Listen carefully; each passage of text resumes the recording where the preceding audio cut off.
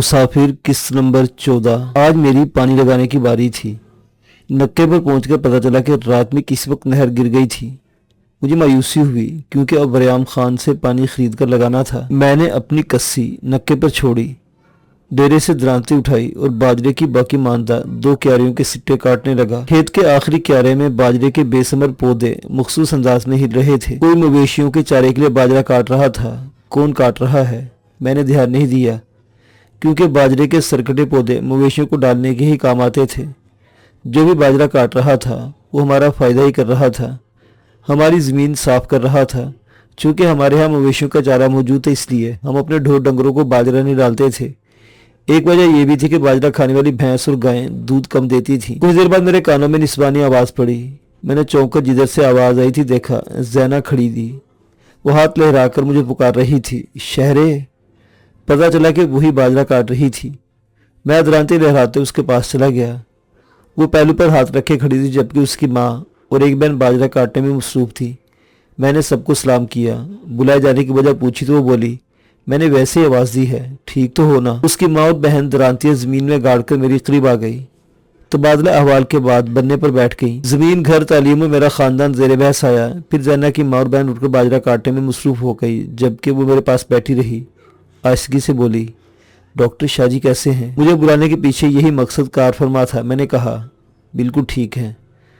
वो कोई बात करना चाहती थी मगर झिझक रही थी। मैंने उसकी मुश्किल आसान करते हुए कह दिया, क्या तुम्हें उसका फिक्र लाहिक है? वो तजब्जुब का शिकार हो गई, घास के तिनके खींचने लगी। मैंने अपना सवाल दोहराया। झुका हुआ सर असबात में हिलने लगा। मुझे दुख हुआ। मैंने धीमे से कहा, जैना तुम उसका ख्याल दिल से निकाल दो। वो तुम्हारे बल्कि किसी भी इंसान के बारे में नरम गोशा नहीं रखता। उसने सर उठाने से एतराज़ किया। बोली, मगर मैं अपने दिल का क्या करूं? मैं तो मानती हूँ, ये नहीं मानता। इसे समझाओ कि बूढ़ा खिबती है, परदेसी है, सब कुछ जानते बूझते है, इन्हें मांगता है। मेरी तरफ देखकर बात करो। नहीं, मुझे लाज आती है। मैं हंसा। अपने मंगेतर को ख़त लिखो, उसे बताओ कि तुम बिल्कुल फिट हो। दिल नहीं मानता। वो धीमे से बोली, दिल क्या मानता है? मानता ही नहीं, मांगता है। कि तुम मेरे लिए कुछ नहीं कर सकते? उसके लहजे में बड़ी अपनायत भरी इल्तिजा दर आई थी। मैं भला क्या कर सकता हूँ? मैं चौंका। उन्हें समझा सकते हो कोई मेरे साथ? उसने जानबूझकर बात अधूरी छोड़ दी। मैं समझकर बोला, वो बच्चा थोड़ा है समझने वाला, बल्कि समझाने वाला है। मेरा ख्याल है कि तुम्हें ही समझना होगा। उसने पहली मर्तबा सर उठाया। उसकी पलकें भीगी हुई थी। होंठ काटते बोली, क्या यही कि इन तिलों में तेल नहीं?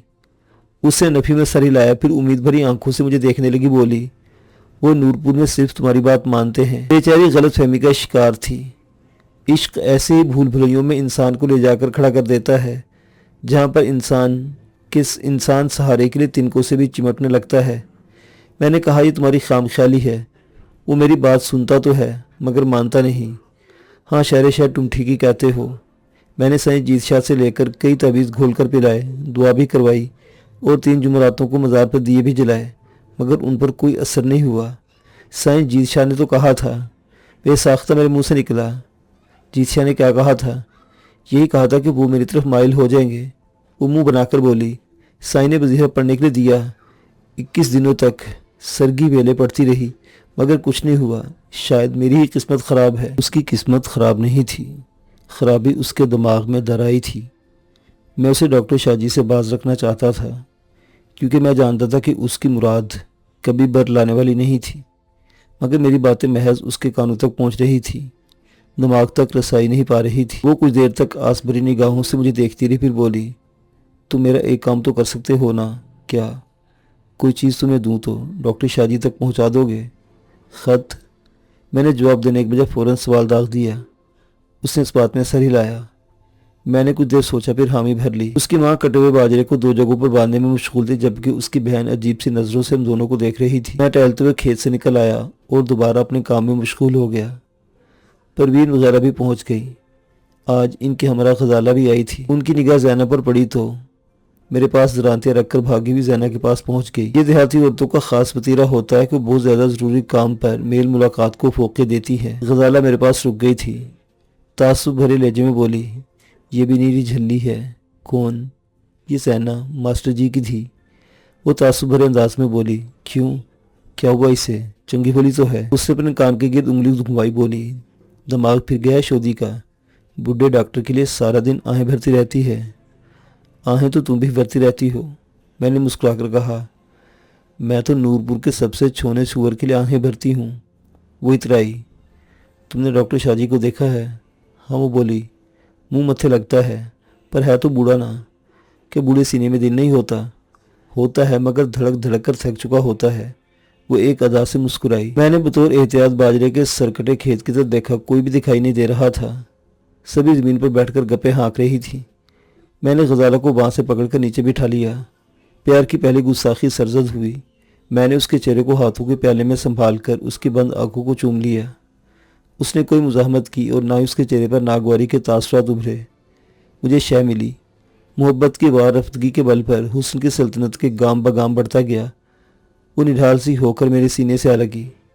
تب مجھے محسوس ہوا کہ اس کی سانسیں غیر معتدل تھیں، بلوں کی طرح اس کے بدن کو بھی گویائی نصیب ہو گئی تھی۔ میں نے اس کے ہاتھ کی پشت کو لبوں پر لگایا۔ وہ غیر متوقع طور پر تڑپ کر دور ہو گئی۔ قدرے پھولی ہوئی سانسوں میں بولی، تمہیں کیا ہو گیا ہے شہرے؟ میں نے پوری شدت سے اپنی آنکھیں میچ لیں۔ تو نیرا جھلا ہے، تو بھی تو جھلی ہے نا، تو کیا ہوا، یہاں سارے ہی جھلے ہیں، تمہیں کون سیانا دکھائی دیتا ہے؟ وہ ایڑیوں کے بل پیچھے گھسٹ گئی۔ میں نے بات بدلنے کے لیے اسے بتایا کہ میں ملکہ کو پڑھانے کے لیے ہر روز بخت خان کی حویلی پر جایا کروں گا۔ وہ متفکر ہو گئی، بولی، تم وہاں نہ جایا کرو۔ کیوں؟ میں نے پوچھا۔ عائشہ بی بی بہت مغرور اور نکچڑی ہے۔ مجھے اس سے کیا مطلب؟ مجھے حیرانی ہوئی۔ میں تو ملکہ کو پڑھانے کے لیے وہاں جاؤں گا، آتے جاتے ملاقات ہو ہی جاتی ہے۔ اوئے جا پرے، وہ یعنی ملتان میں رہتی ہے؟ جانتی ہوں، یہ بھی جانتی ہوں کہ ہر جمعرات کی شام کو آتی ہے اور ہفتہ کی صبح کو جاتی ہے۔ اس نے میری معلومات میں اضافہ کیا۔ تو کیا ہوا؟ مجھے ابھی تک سمجھ نہیں آئی تھی۔ وہ سونی بھی بہت ہے، اس نے میری آنکھوں میں جھانکتے ہوئے کہا۔ تمہیں یہ اندیشہ کہ میں اس پر فریفتہ ہو جاؤں گا ہے؟ میں ہنسا۔ ماسی فاطمہ کہتے ہیں کہ مرد اور اونٹ کا کچھ پتہ نہیں چلتا کہ کس کروٹ بیٹھ جائیں۔ وہ شرارت سے مسکرائی۔ تم خود ہی تو کہہ رہے ہو کہ وہ بڑی مغرور لڑکی ہے، وہ مجھے کیوں لفٹ کرائے گی؟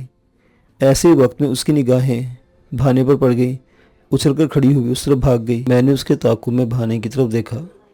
پروین کی لاڈلی بچڑی رسی چھڑا کر ادھر ادھر بھاگ رہی تھی۔ بچڑی کی آنکھیں غزالہ کی جولانی کو دیکھ کر تازہ دم ہو گئی تھی۔ وہ اپنے دم کمر پر دوہری کیے شرارت بھرے انداز میں اچھل کود کر رہی تھی، دوڑ رہی تھی، اور غزالہ اسے پکڑنے کے لیے آوازیں دیتے ہوئے پیچھے پیچھے بھاگ رہی تھی۔ بچپنا لڑکپن کے مقابل آ گیا تھا۔ بچپن شریر ہوتا ہے، لڑکپن مست ہوتا ہے، دونوں تھکنے کا نام نہیں لیتے۔ میں بڑے شوق اور رہنماک سے دونوں کی بھاگ دوڑ دیکھ رہا تھا۔ آخرکار بچڑی اپنی ماں کی ٹانگوں میں پناہ گزین ہونے کے جرم میں پکڑی گئی۔ جب سبھی اپنے اپنے کاموں میں مصروف ہو گئے تو میں وریام خان کے منشی کے پاس چلا گیا۔ اس نے مجھے رات کو پانی باندھنے کا حکم صادر کیا۔ مجبوری تھی، وگرنہ رات کو پانی لگانا میرے لیے بڑا تکلیف دہ کام تھا۔ 3 گھنٹوں کی پانی کی ادائیگی کی اور واپسی کا قصد کیا۔ مجھے سپہر تک کوئی کام نہیں تھا۔ کپڑے بدل کر مزار کی طرف جا نکلا۔ مزار کے کھلے سین میں کئی مرد و زن چلتے پھرتے اور سستانے کی غرض سے بیٹھے دکھائی دیے۔ کوئی مقبرے کی طرف جا رہا تھا، کوئی مقبرے سے نکل کر شاہ سائیں کی خدمت میں سلام عرض کرنے ہال کی طرف جا رہا تھا۔ میں بھی جوتے اتار کر چادر پوش قبر پر گیا۔ فاتح پڑھی اور قبر کے اطراف نصب شدہ خوبصورت ریلنگ کو تھام کر کھڑا ہو گیا۔ 3-4 پیشانیں ریلنگ کے پاس موٹے موٹے پائپوں پر ٹکی ہوئی تھی اور سسکیاں گنبددار مقبرے میں چکرا رہی تھی۔ 2 عورتیں اپنے اندرونی کرب کو قبر نشین پر آشکار کرنے کی کوشش میں اپنے دل کا غبار ہلکا کر رہی تھی۔ وہ نورپور کی نہیں تھی۔ میرا اندازہ تھا کہ وہ فرید آباد سے آئی ہوں گی۔ فرید آباد یہاں سے کوئی 8-10 کلومیٹر کے فاصلے پر واقع گاؤں تھا۔ وہ ہمارے بھی چند رشتہ دار رہائش پذیر تھے۔ ناگا میری نگاہ قبر کے قد اعظم مرمری کتبے پر سر ٹکاتی روتی لڑکی پر پڑی۔ وہ بھی نورپور کی نہیں تھی۔ میں نے اسے پہلے کبھی نہیں دیکھا تھا۔ اس کی عمر بمشکل 18 ہوگی۔ خوبصورت ایسی تھی کہ میں اسے دیکھنے کے بعد اس پر سے نگاہیں ہٹانے کی سکت خود میں مجتمع نہیں کر پایا تھا۔ بادامی رنگ کے ستارے دار چادر کے نیچے سیاہ گھنگریالے اور لمبے بالوں نے اس کی پشت کو پوری طرح ڈھانپ رکھا تھا۔ اس نے سر اٹھایا، سیدھی ہوئی ہتھیلیوں کی پشت سے آنسو پونچھے اور ریلنگ تھام لی۔ اس کے ہونٹ رونے کی وجہ سے بہت زیادہ سرخ ہو رہے تھے۔ جی چاہا کہ اسے رونے کی وجہ دریافت کروں، مگر ہمت نہ ہوئی۔ اس کے لبوں سے ایک سسکی برآمد ہوئی۔ ربا تو تے دلا دا حال جاندا ہے۔ نڈھال اور پسمردہ چلتی الٹے قدموں مزار سے نکل گئی۔ میں سمجھا تھا کہ وہ ان 2 عورتوں کے ساتھ ہی آئی تھی۔ جو ریلنگ پر پیشانی ٹکائے ہوئے ہولے سسک رہی تھی، مگر میرا اندازہ غلط ثابت ہوا۔ میں مقبرے سے باہر نکلا تو اسے ایک 10-12 سالہ لڑکے کے ساتھ ہال کی طرف جاتے دیکھا، جھکا ہوا سر، سست رفتار اور اطراف سے یکسر بے نیاز۔ وہ اس حال میں بھی یکتا معلوم ہوتی تھی۔ اسے کسی نے دکھ دیا تھا۔ دکھ کی نوعیت کیا تھی علم نہیں تھا، تبھی میں غیر اختیاری طور پر جاننا چاہتا تھا۔ میں جب ہال میں داخل ہوا تو وہ پھولدار قالین میں لپٹے ہوئے سنگی چبوترے کے پاس بیٹھ رہی تھی۔ ہال میں 30 کے قریب عورتیں مرد بیٹھے ہوئے تھے، جبکہ دلجیت شاہ پھومندار تکیے کے تیک لگائے مسند پر نیم دراز تھا۔ اس کے ہاتھ میں تسبیح متحرک تھی اور آنکھیں بند تھیں۔ ایک عورت اور مرد جو میاں بیوی دکھائی دیتے تھے اس کے پیروں کی جانب سر جھکائے بیٹھے تھے۔ میں اس لڑکی کے پیچھے جا بیٹھا۔ اس کا چہرہ دکھائی نہیں دے رہا تھا، مگر اس کے ساتھ عام لڑکے کے خال خدر نظر آ رہے تھے۔ بآسانی پتہ چلتا تھا کہ دونوں بہن بھائی تھے۔ دونوں کے نقوش میں بے حد مماثلت تھی۔ میں نے ارد گرد دیکھا، تقریباً سبھی سر جھکائے ہوئے تھے۔ اطراف کا جائزہ لینے کے بعد میری نظر سائن دلجیت شاہ پر ٹک گئی۔ وہ جسیم، قوی الاعضاء، ادھیڑ عمر انسان تھا۔ سرخ و سفید رنگت، سیاہ و چمکدار داڑھی جو یقیناً قلب شدہ تھی، سر پر بڑی سی سفید امامے دار پگڑی اور ہاتھوں کی انگلیوں میں گوناگو رنگ کے پتھروں والی انگوٹھیاں اس کی شخصیت کو خاصا روبدار بناتی تھی۔ تسبیح، چرمی جلد والی ایک نوٹ بک اور بلدار چھڑی اس کے پاس ہر وقت موجود رہنے والی اشیاء تھی۔ ہال میں میرے بیٹھنے سے پہلے ہی بوڑھے میاں بیوی نے اپنا مسئلہ بیان کر دیا تھا۔ اب وہ دونوں سر جھکائے خاموش بیٹھے تھے۔ سائیں نے اچانک اپنی آنکھیں کھول دی، دونوں کو یکے بعد دیگرے ٹٹولتی نظروں سے دیکھا اور اپنی مخصوص بھرائی آواز میں بولا، شیر علی، تمہاری نو پر اس کی پھوپھی نے کسی عامل سے جادو کروا رکھا ہے۔ وہ تمہارے بیٹے کو دل سے چاہتی ہے، مگر جو ہی دونوں ایک دوسرے کے قریب آتے ہیں جادو اپنا کام دکھانے لگتا ہے۔ شیر علی نے سائیں کے دونوں پیر تھام لیے۔ سائیں جی، آپ ہماری مدد کریں ورنہ ہم تباہ ہو جائیں گے۔ بٹے کی شادی ہے، بہو گھر میں نہیں رہے گی تو بیٹی روتی ہوئی گھر آ جائے گی۔ وہ شودی کے تو 4 بچے بھی ہیں، رو رو کر مر جائیں گے۔ شیر علی کی بیوی نے دوپٹے میں چہرہ چھپا لیا اور اس کا جسم سسکیوں کی تال پر ہچکولے لینے لگا۔ وہ کوئی فریاد نہیں کر رہی تھی، مگر اس کا فرتے کر بھی رونا ہی فریاد سے کم نہیں تھا۔ سائیں نے ایک نگاہ جلال اس پر ڈالی اور کہا، دکھی نہ تھی میری بہن، اللہ سائیں بھلا کرے سی، تمہارے لیے کچھ کرنا ہی پڑے گا۔ یہ تعویذ لے جاؤ اور پانی میں گھول کر 7 دن تک اپنی بہو کو باقاعدگی سے پلاؤ، پھر اسی دن اسے یہاں لے کر آ جانا۔ فکر نہ کرو، ہم اسے بھی دم کر دیں گے۔ اس نے اپنے سامنے رکھے منقش پیالے میں انگلی ڈبوئی، کاپی میں رکھی ہوئی پرچیوں میں سے ایک باہر کھینچی، انگلی اس پرچی کے بیچ میں رکھی اور اسے تعویذ کی شکل میں لپیٹ دیا۔ پیتل کا یہ منقش پیالہ ہم وقت زعفران سے بھرا ہوتا ہے۔ شیر علی نے بڑے ادب سے تعویذ کو تھاما اور گھٹنوں پر ہاتھ رکھ کر کھڑا ہو گیا۔ سائیں کے عقب سے گزر کر دونوں میاں بیوی چبوترے کی سیڑھیاں اترے اور الٹے قدموں چلتے ہوئے ہال سے نکل گئے۔ سائیں نے حق ہو کا نعرہ بلند کیا، ارادت مندوں نے ساتھ دیا، پھر ہال نعرہ تکبیر کی صدا سے گونج اٹھا۔ سائیں جی نے پرجلال انداز میں سب پر نگاہ ڈالی اور اپنی آنکھیں بند کر لی۔ میری مطلوبہ مریدنی اپنے بھائی کا ہاتھ تھام کر چبوترے پر چڑھی۔ مریدوں کے بیٹھنے کی جگہ مخصوص تھی۔ سائیں نے آنکھیں کھولی، دیکھا، پھر آنکھیں بند نہ ہو پائیں۔ کافی دیر تک دیکھتا رہا، پھر لڑکے کو رسمی انداز میں دیکھ کر بولا، وہ لڑکی کس پریشانی میں ہے؟ لڑکی کا سر جھک گیا، آنسو گرنے لگے، پھر ہچکیاں لینے لگی۔ دلجیت سائیں نے ڈانٹا، بولتی کیوں نہیں تو کہ اپنا رونا دھونا دکھانے کے لیے آئی ہے؟ وہ سہم گئی، بولی، سائیں جی، آواز کانپ گئی، سر جھک گیا۔ سائیں نے ایک طائرانہ نگاہ ارادت مندوں پر ڈالی اور بڑبڑایا، لگتا ہے کہ لوگوں کی وجہ سے بتا نہیں پا رہی۔ یہ لڑکی تو ادھر حجرے میں جا کر بیٹھ، میں فارغ ہو کر اکیلے میں تیری بات سنوں گا۔ لڑکی نے اسے دیکھا، پیروں کو چھوا اور اٹھ کر اپنے بھائی کی میت میں حجرے میں چلی گئی۔ سائیں کے ہاتھ کے اشارے پر ایک اور آدمی اٹھا اور سائیں کے پیروں میں جا بیٹھا۔ میں اس کی نظروں میں آ گیا تھا۔ اگر اس سے ملے بغیر ہال سے نکلتا تو وہ تاڑ جاتا، اس لیے میں بھی چبوترے پر جا کر پیر چھوئے اور دعا کا طالب ہوا۔ وہ بولا، خانزادے آج کل کیا کر رہے ہو؟ ڈاکٹر منور شاہ کے ہاں کام سیکھ رہا ہوں، ساتھ میں ایم اے کی تیاری بھی کر رہا ہوں۔ میں نے ادب سے کہا، نماز پڑھتے ہو؟ میں نے اس بات میں سر ہلایا۔ میرے لیے دعا کے لیے ہاتھ اٹھا کر زیر لب کچھ پڑھنے لگا، پھر مجھ پر پھونک مار کر بولا، تم بڑے اچھے خاندان سے تعلق رکھتے ہو۔ بڑا وہی ہوتا ہے جو بڑوں کو بڑا سمجھتا ہے اور مرتبے کو مان کر ادب کرتا ہے۔ ادب عشق کا پہلا زینہ ہے، عشق کے بغیر انسان نامکمل ہوتا ہے۔ مجاز میں بھٹکتے بھٹکتے انسان حقیقت کا سراغ پاتا ہے۔ عشق انسان کو خدا کا دیدار بھی بخشتا ہے، میری بات کو سمجھ رہے ہو نا؟ میں نے اس بات میں سر ہلایا، ازراہ گفتگو کہا۔ میں باادب ہوں، کسی کی دل آزاری نہیں کرتا۔ اس نے سر ہلایا۔ بہت اچھی بات ہے، کوئی مسئلہ درپیش آئے تو ہمارے پاس آ جانا، ہمیں اپنا بزرگ اور دوست پاؤ گے۔ اس کے انداز نے سمجھایا کہ مجھے اب رخصت ہو جانا چاہیے۔ میں چونکہ ارادت مند کے روپ میں آیا تھا، اس روپ میں جاتا تو اچھا لگتا، اس لیے میں الٹے قدموں حال سے نکل آیا۔ میرا اندازہ تھا کہ مجھے ٹہلانے کے بعد اپنے حجرے میں جائے گا۔ میں پنجوں کے بل دوڑتا ہوا کھڑکی تک آیا۔ کھڑکی کھلی ہوئی تھی، جھانکا مگر باریک جالی کی وجہ سے دیکھنے میں کامیاب نہیں ہو پایا۔ میں کھڑکی کے نیچے دیوار کی جڑ کے ساتھ کمر ٹکا کر فرش پر بیٹھ گیا۔ مقبرے اور مہمان خانے کی دیواروں کی جڑوں میں کئی تھکیارے زائرین بیٹھے سستا رہے تھے، اس لیے میرا وہاں بیٹھنا معیوب یا نامناسب نہیں تھا۔ میری تمام تر توجہ حجرے کے اندر ہونے والی گفتگو پر مرتکز تھی۔ حجرے کا دروازہ ہلکی سی چرچراہٹ کے ساتھ کھلا، پھر بند ہوا اور دلجیت شاہ کی بھرائی آواز سنائی دی، بچے تم ادھر کمرے میں جا کر کچھ دیر بیٹھو۔ حجرے کے اندر ایک اور کمرے کا دروازہ کھلتا تھا۔ کچھ دیر بعد سائیں کی آواز سنائی دی، اب بتا لڑکی تیرا مسئلہ کیا ہے؟ لڑکی کی آواز بہت دھیمی تھی، پوری طرح اس کا بیان کیا وہ دکھڑا مجھے سنائی نہیں دیا، مگر یہ پتہ چل گیا کہ اس کا باپ اپنے بھتیجے یا بھانجے کے ساتھ اس کی شادی کرنا چاہتا ہے، جبکہ وہ کسی اور کو چاہتی تھی۔ دلجیت شاہ کا لہجہ بھی غیر معمولی حد تک دھیما ہو گیا۔